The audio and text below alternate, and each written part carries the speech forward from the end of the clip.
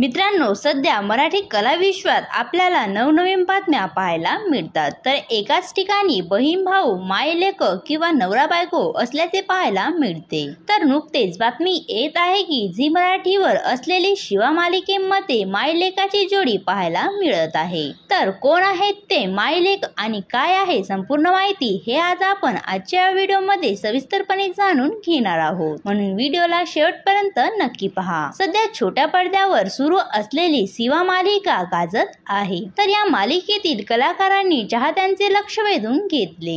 यामध्ये शिवाची भूमिका साकारणारी पूर्वा फडकेने लाखो चाहत्यांना वेड लावले। सिरियल मध्ये आपल्याला शिवाची गँग पाहायला मिळत असते। या गँग मधील महत्त्वपूर्ण मेंबर म्हणजे सायलेन्सरची बालकलाकाराची भूमिका अर्जुन साकारत असतो।